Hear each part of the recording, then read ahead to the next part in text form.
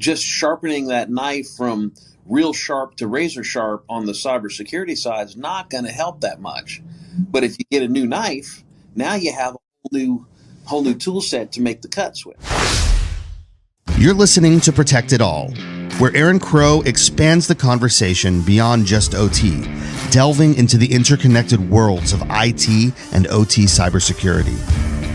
Get ready for essential strategies and insights. Here's your host, Aaron Crow.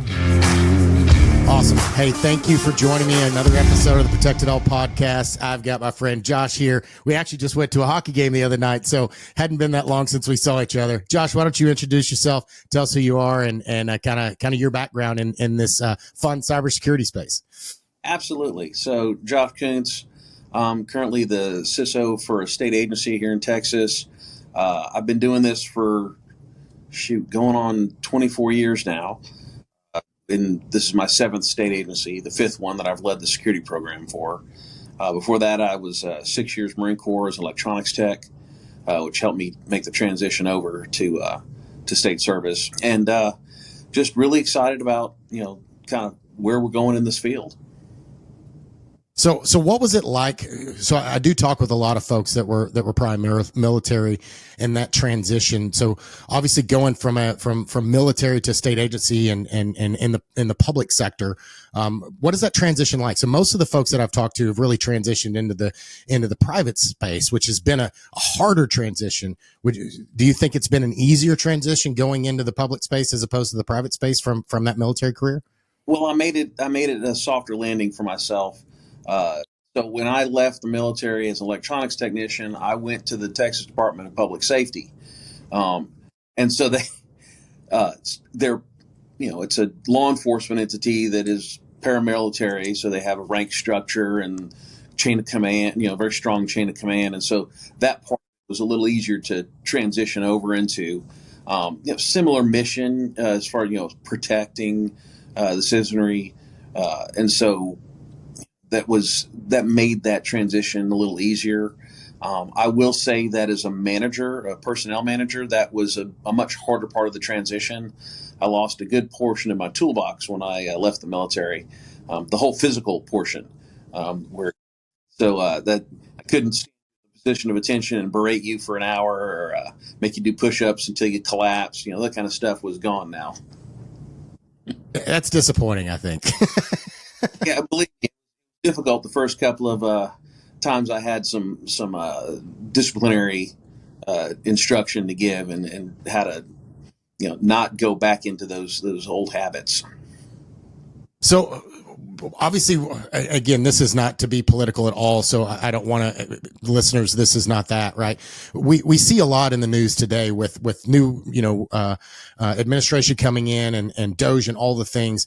And again, I don't want to talk about that stuff. What I'd love to talk about is since you have been at multiple agencies and they're state agencies, but they're still large. Texas is a big state. We had a lot of resources and a lot of things. Talk about what is the differences? So obviously you've seen multiple of those agencies. What's the strengths and weaknesses that you've seen, whether it be between agencies? And again, I'm not asking you to call out by name at all, but really just some of the struggles that you've seen, because I know from a private side, a lot of corporations struggle with finding budget and finding the right resources and finding the right, justification to do these projects. Mm-hmm. Having that experience from the, the government side, can you talk to that a little bit? Absolutely. And some of it is a little easier for me in the government side because we have regulations that require certain compliance. And so there's a floor that we have to meet. And unlike the regulatory bodies hold on the private sector on very specific tasks, they get to direct every part of a cybersecurity program in the government space. And so I at least had it's required by statute, part of my justification in my any of my funding asks. The next best piece I had in making sure that my funding asks got really the attention they needed is storytelling. And I will say that it's I was fortunate enough not to be in any state agency that had a major information security breach. but we have had some. The most famous was the 2010 Comptroller Public Accounts breach, where they had a server on the internet that did not have authentication protections and was exposing millions of state employee data. And so it was a big wake-up call. And the response to that, especially in 2010 when credit monitoring was not an inexpensive thing, the cost of that actually got borne out of the campaign war chest of the comptroller, because that's a statewide elected official. Mm-hmm. And that woke up a lot of state agency. Wait a minute, I might have to be personally responsible for this. Right. That's not okay. And so they started, let's make those small investments now so I don't have this big cost later. That's interesting. It's amazing how a little bit of ownership changes that perspective, and it also changes the risk, the willingness to accept risk. Because a lot of the conversations I'm having with executives and boards, board directors, C-suite executives, it's all about translating that risk and making sure they understand the risk that they're accepting and that they're really comfortable, because it's really easy to accept a risk on paper without truly understanding what that risk is, right? You look at Colonial Pipeline, you look at a lot of examples where they accepted the risk, but 9 times out of 10, if we went back to them and we had that conversation, they'd probably not be okay accepting those risks once they fully understood what that risk meant. Yeah, and I think that's a big part of the job that is lost to a lot of CISOs. I know that the traditional paths to cybersecurity were network, server, and desktop support. Maybe some folks came through application development, but primarily those areas, very technical minded. Now we're seeing that start to shift as more and more colleges and universities have cybersecurity degree programs, but it's a very technically weighted industry, and we tend to talk in technical risk. This CVE with this score and this risk level, and they don't understand that. You got to break it down to a lot of this job, if you're doing it right, is translation. It's taking those technical risks and explaining how that can impact the business, how that can impact the mission of your organization. I would say that there was some clamor over the new SEC rules when, especially in the CISO community, when the first when the rules came out, and it was like, oh, you're going to require that you have someone with cybersecurity certification on the board. Those of us who've been doing this a while said, oh, wait a minute, there's some board seats going to open up for us. And then they softened that. They just said, you have to have board acumen, or the board has to have cybersecurity acumen. I'm like, okay, we'll see how that goes.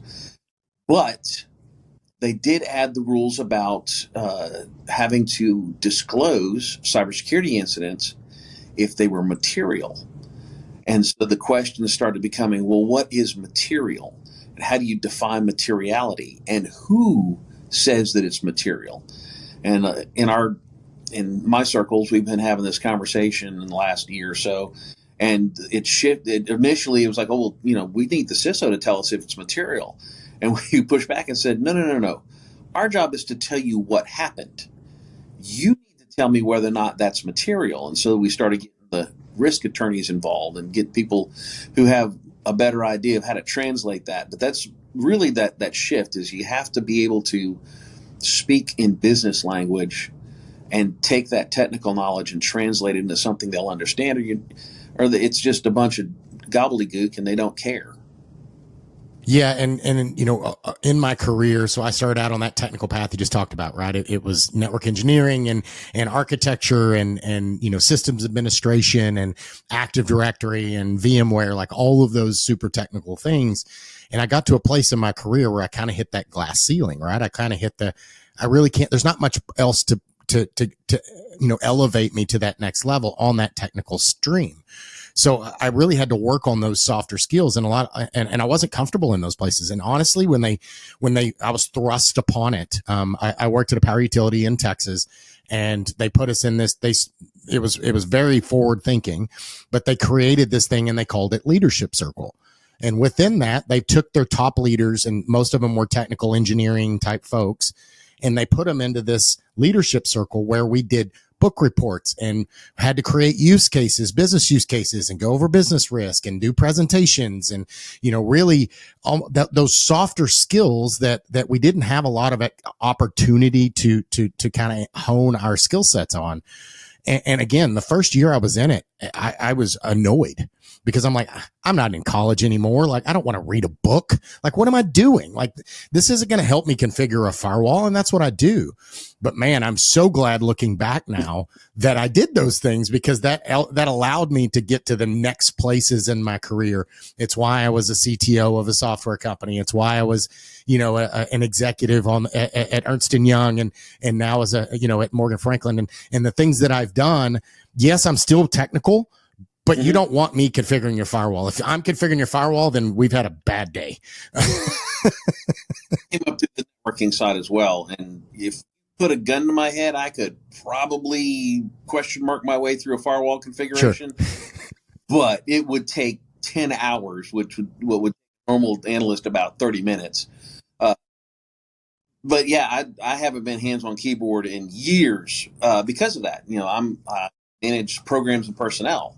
And so that has been the part that making that transition from the technical expert to the personnel and process expert who has a technical knowledge is what really has advanced my career through the years.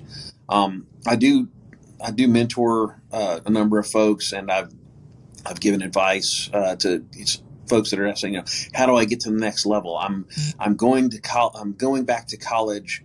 Should I get a cybersecurity degree? And I'm like, well, are you already doing cybersecurity work? Well, yeah. So, okay, well, you don't need the cybersecurity degree. What are they going to teach you? Yeah, you need a business degree. And they look at me weird. I said, if you're going to go for a master's, go for an MBA, because that'll give you the skills that you don't currently have. Just sharpening that knife from real sharp to razor sharp on the cybersecurity side is not going to help that much. But if you get a new knife, now you have a whole new tool set to make the cuts with. And so it's really more useful at the higher you get in organizational structures, and the more span of control that you're provided to have those softer skills, as you call them. I know that I went through the state's elite program, which is really geared towards building the next generation of CIOs, but it was all they had that was technical, but leadership. And but then we had those soft skills in there. How do you testify in front of the Senate? How do you prepare a legislative appropriation request? What does that process look like? How do you build a budget within the state parameters? Because we do biennial budgeting, so I have to think about what I need 3 years from now, so that I can ask for it 6 months from now when the legislature's in session, and then get it almost a year and 3 months from when I asked for it, to start to use it for the next 2 years after that. So you have to think way out ahead of yourself about, and in technology that's ludicrous. It changes so fast, and the threats change, and the technology changes, and to try to keep up with that is difficult. So I teach a lot of folks. I have a mentorship program for CISOs, and we teach that process that when you're asking for things, don't be specific. They're not going to be able to publish your list anyway, because it reveals vulnerabilities. Be general. Ask for to take care of a functionality problem. And then once you get there, you can start looking, okay, well, what technologies are going to address this, and how much, you have to get good at guesstimating cost, and what's out there, what will fit within the budget I got, and how do I make that work for the landscape that you find yourself in at the moment you actually have the money.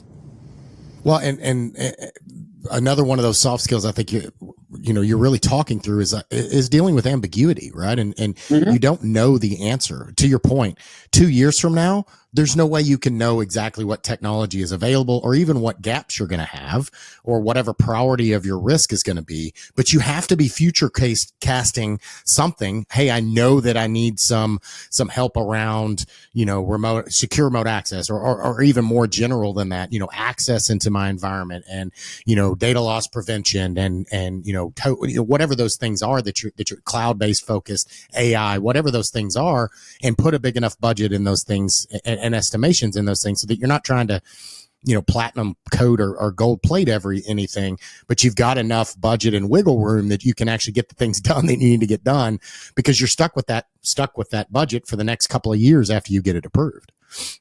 And, even further than that, who could have predicted 2 years ago or 3 years ago the impact that AI is having on cybersecurity?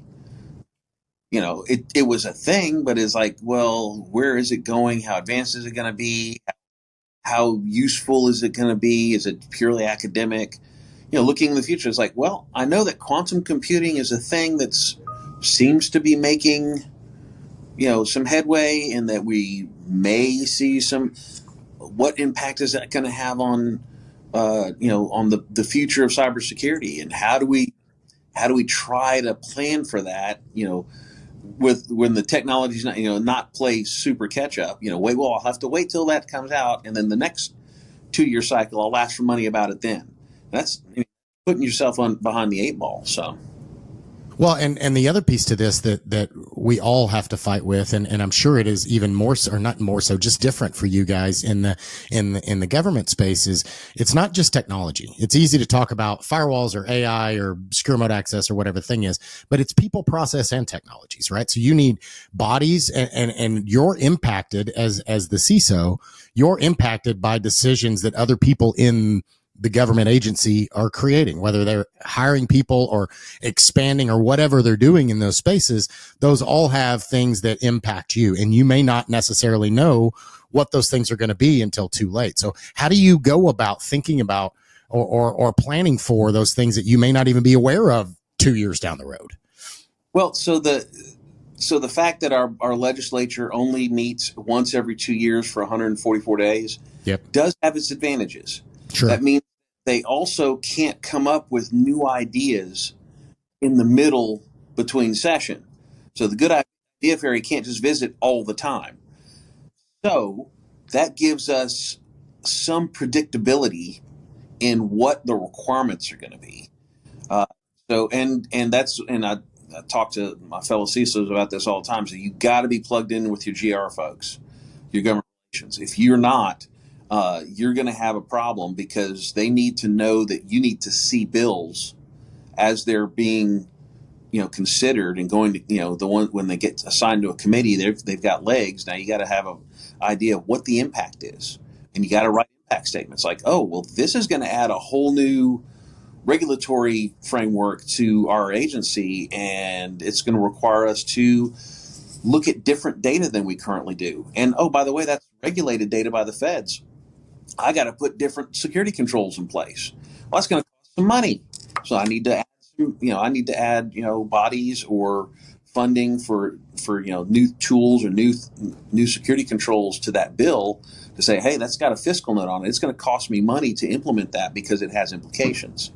But if you're not being part of that conversation, it just comes to you, say, oh yeah, so this passed. Now you have to do it. Figure it out with what you got. Right. Which means you're robbing from Peter to pay Paul to try to figure out where you're going to find the money, because it, unfortunately, as much as my kids think, money doesn't grow on trees. Yeah. Well, and that is one of the other things we're blessed here in Texas, is that we can't just print the money. We're constitutionally obligated to have a balanced budget, so we can't run deficit, and that helps because that makes us a little more conservative about the spending. It also gives us the opportunity, if you have a bill that's going to be really crazy, and that happens, you get stuff where people, well, we want to regulate manhole covers, and we're like, okay, I don't think that's really necessary. And in order for us to do that, we'd have to increase the number of inspectors we have by 6,000. Well, you put and you start attaching those kind of numbers to those bills, and suddenly they get disinterested in regulating manhole covers. Right. Yeah. Maybe that's not as important as I thought it was.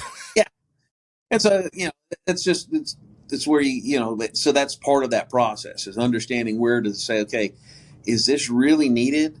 Do we need to be a little more, you said it, in the age of the Doge, and Texas is picking up that mantle a little bit, except it's the council, or committee for delivery of government efficiency or effectiveness. I can't remember which. They're looking at, how do you do more with less? And which I also have to laugh. I'm like, we came into this budget cycle with a record surplus. Why do we have to cut? Let's figure that out. Is that really necessary? Yeah. So. Yeah, well, Texas is unique in that way, right? Is we have a record surplus, us and a few other states. And again, this is not a political statement, guys. We're not talking politics here. We're really just talking logistics wise of, Texas is in a great, unique position in that they've handled our budget very well, so that we're talking about getting rid of, property taxes because we don't need it, right? We're in a surplus and we have enough revenue coming in from other avenues. So offering things like that but to do that, to your point, we have to be fiscal with the resources that we have, if we're going to do interesting things like that and continue to grow and be safe and provide services that our citizens are look forward to and need, whether that be roads or bridges or you talked about Department of Public Services or firemen or policemen, all those things that we've grown accustomed to. And not to mention power utilities and our Texas grid is independent of the rest of the country. There's just so many things in a big state like this, in any state really, but there's so many factors that go into those things. And you said you've worked at 6 different agencies within the government. There's so many agencies. And so how much do you guys share and cross-pollinate with programs and processes and work that you're doing to kind of get the benefit of, economies of scale? Because I know Texas is big, but we've got X number of agencies that are y'all sharing stuff, and are you getting a Microsoft license, and like, how does that work across agencies? So, we do have a state central IT department that does the large purchasing, and that sort of thing. So they get better contract terms and cost.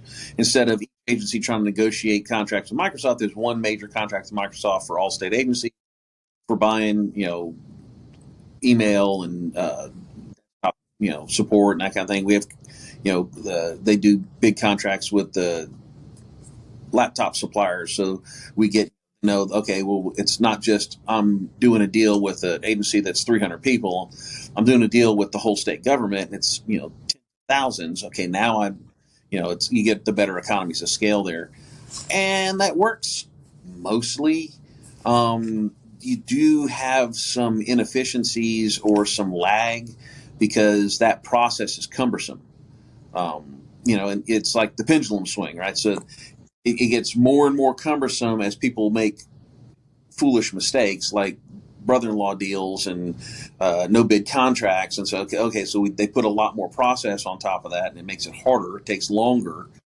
But if you swing too far the other direction and you get, less and less requirements and guidelines, then you have grift and people doing sweetheart deals, and it's not in the best interest of it. So you're trying to find that sweet spot of enough regulation to make sure that everybody's honest, but not so much that it takes too long, especially in the technology space where things change so fast.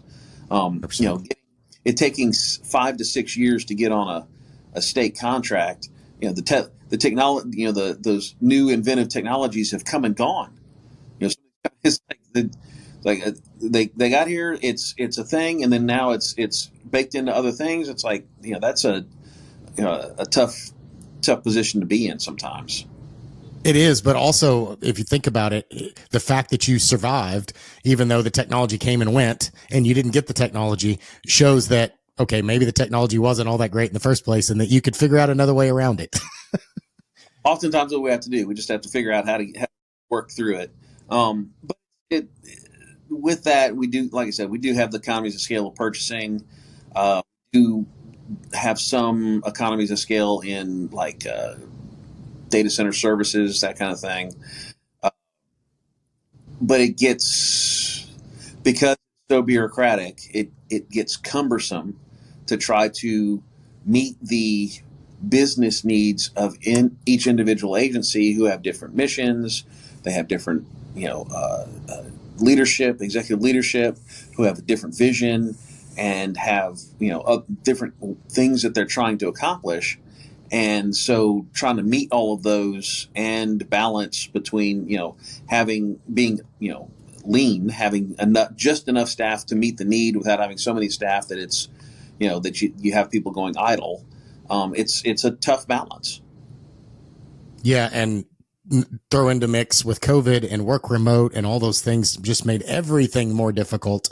Even, in state governments and corporate and the private sector, all of those things. And we're still having those conversations. I know that's another topic right now is working remote and all those things. And again, not to get to the political thing or say where somebody should work or not, but there's technical and cyber and risk statements to every one of those things. If somebody works from home, then your device is in their home network. And then is it safe on that network? And what else are they plugging into it? Like there's just are they taking it to Starbucks and connecting to the public Wi-Fi? Like there's just all these other risks that come aboard where you don't have that when you're inside of the office, because your device, I mean, back in our day, it was a desktop attached to your desk. So it was perfectly safe unless somebody broke in and physically walked up to your desk, right?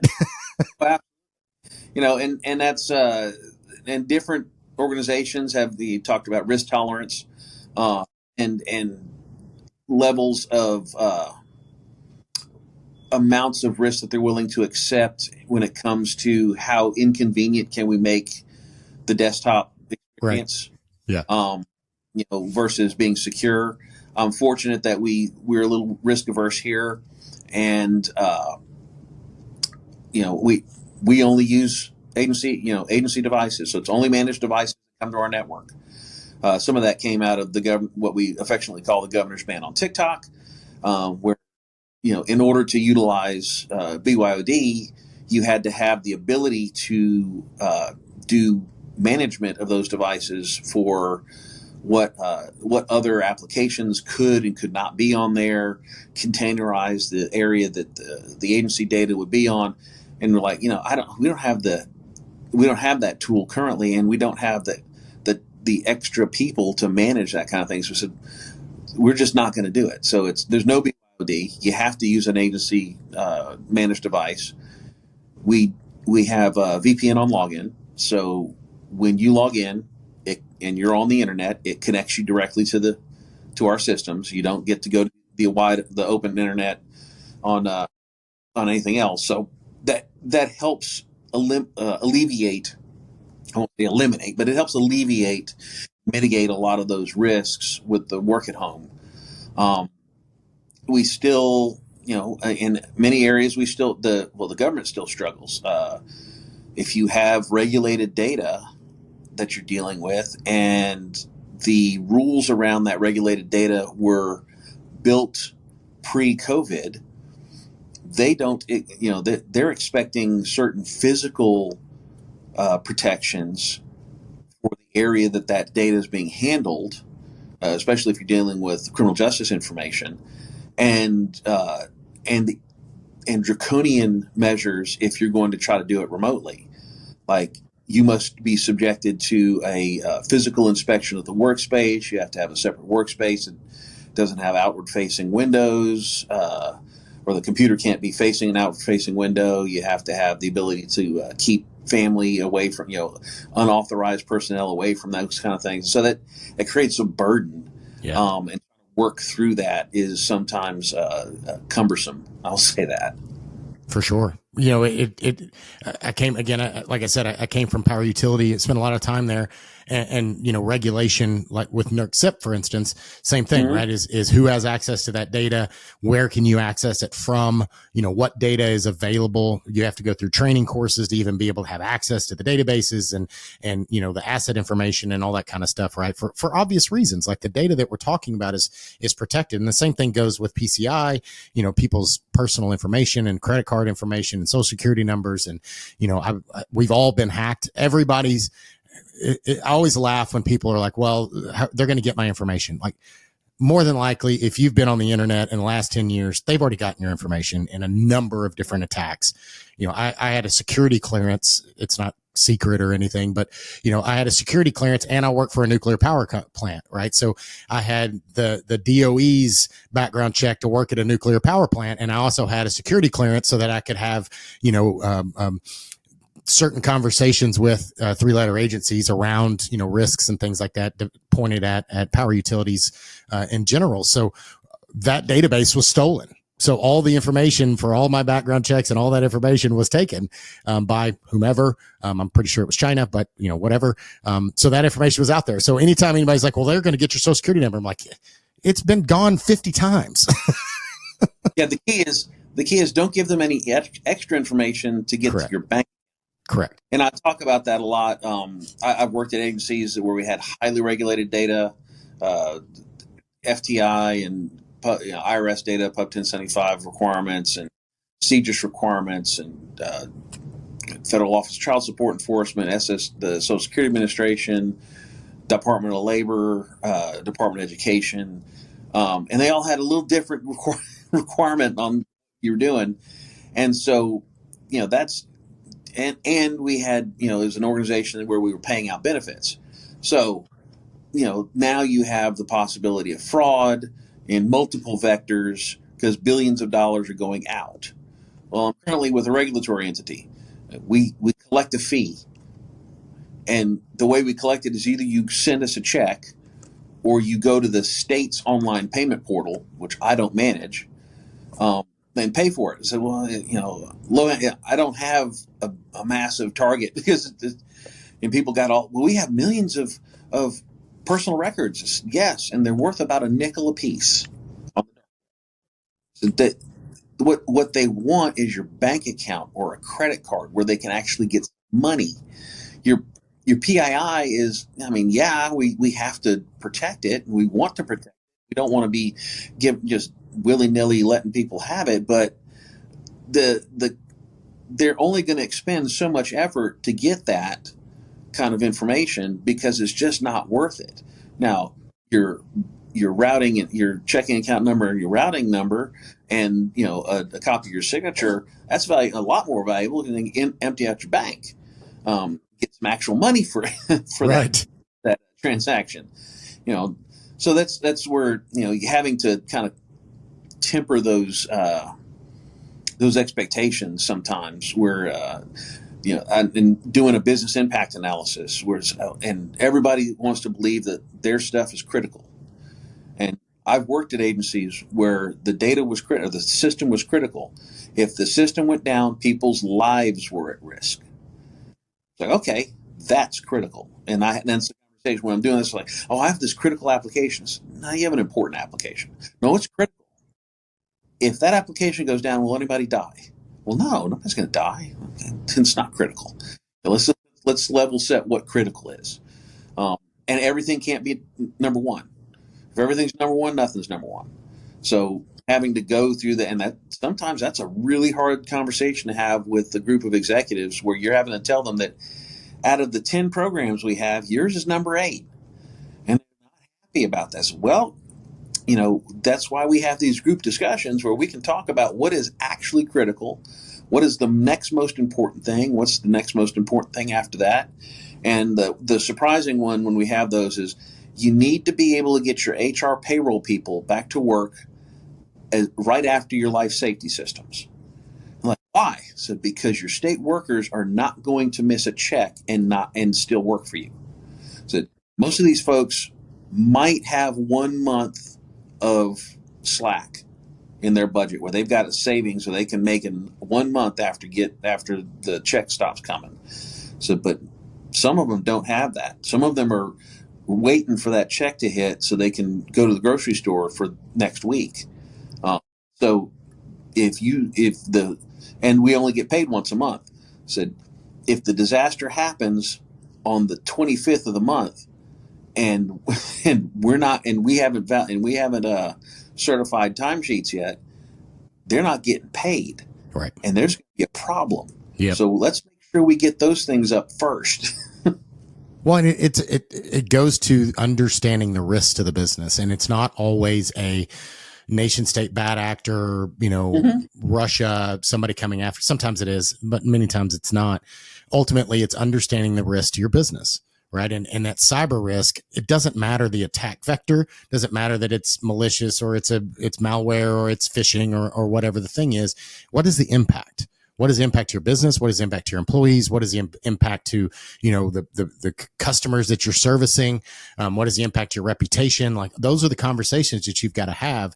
And I've been in those conversations, where the CEO, thinks his email server is critical.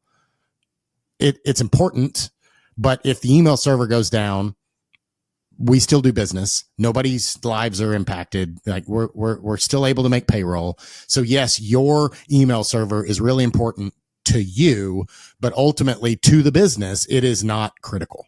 Now, you can make it critical if you want, because you're paying the paycheck and you're signing the checks, but ultimately you're going to have to prioritize that over other things, because everything can't be critical, to your point, unless you have an unlimited budget. And even that, you still have to prioritize, because if everything's a 10, okay, which 10 do I take care of first?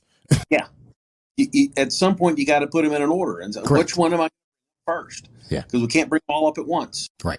So, yeah, that's a good point. And we talk about that, the thing that's most important to the executive management is sometimes gets the most grease. And it's like, well, yeah, but is that the thing that really is the most important? I like using the new example, the Clorox breach. And we know about that because they're a publicly traded company and they had to file their 8K on that. And this was no longer, I think that was one of the turning points. That and Sony were the turning points where it went from, well, if we have a cybersecurity breach, it's data. We'll have to make a notification. The cost of credit monitoring has gone down. It's only 25 cents a person. It's not really that. It's not going to cost us that much. Okay, but those data breaches cost you the thing that you actually use. In the case of Sony, it was their intellectual property, is their movies. So, well, that's their whole. And their music, that's their portfolio. In the case, and it was more poignant in the case of Clorox, that ransomware event shut down production line. They can't make the product they sell. Yep. That's critical. Yeah. And I guarantee you their cybersecurity budget got a 5X injection after this, because they never, ever, ever want to have that happen again. Because I love this classic meme of the pile of pennies, the cybersecurity budget before the breach, and the pile of $100 bills, the cybersecurity budget after the breach. Yeah. Which most I'd like to not have to go through a breach to get the budget up to where it needs to be, but that's why I point to these examples and say, let's not be them. Let's spend a little now to not spend a lot later. So how much do you see your job as a CISO and your peers, your CISO peers, as a job to be? Because to your point, we've seen the yes man. We've seen the cyber, the CISO, or even just executive in general. That is and it happens all the way down in the military, right? You don't want to, talk about the bad. You want to, everything's great. We've got it under control. It's going to be, we're going to win it by next week. I'm going to sign the treaty by tomorrow, the day, all the things that you hear politicians say and yes men say. But ultimately, that's not the best thing for the business. The struggle is how do you weigh the benefit to you and your career over telling the boss bad news or their baby is ugly, when maybe it's the real thing to do. So how much of that is your job is to be the one that really stands up and says, hey, these are the facts, just the facts, ma'am. Yeah, unfortunately, that's the job. I keep saying this. So we have in our CISO mentorship program, the last session that we do is on managerial courage. I talk about that, and I talk about there's the everyday managerial courage with a small c. That's the having the guts to have difficult conversations with your subordinates, right? Hey, your performance really isn't. I need you to make this improvement, or what you did was not okay. If you keep doing, you have a problem. Nobody likes to do that stuff. It sucks. But you got to have the courage to make those little, get through those tough moments. Then there's managerial courage with a capital C, and that's those life-changing moments where you have to go and tell the boss's boss's boss that there's a problem, and that problem's going to cost him public embarrassment, and your boss's boss is the one that started it, and that's going to be a problem. Hey, everyone. Unfortunately, we had a sudden technical issue during our conversation with Josh, and his video feed got disconnected. We tried to reconnect, but it looks like we weren't able to actually get him back this time. That said, we hope you found the conversation valuable up to this point. Josh shared some really insightful thoughts, and we're going to definitely plan to have him back soon for part 2, where we continue where we left off. Thanks for sticking with us. Sometimes tech just doesn't play nice, but the mission stays the same to help you protect what matters most. We'll catch you next time on the next episode of Protect It All. Until then, stay safe, stay smart, and keep protecting it all. Thanks for joining us on Protect It All, where we explore the crossroads of IT and OT cybersecurity. Remember to subscribe wherever you get your podcasts to stay ahead in this ever-evolving field. Until next time.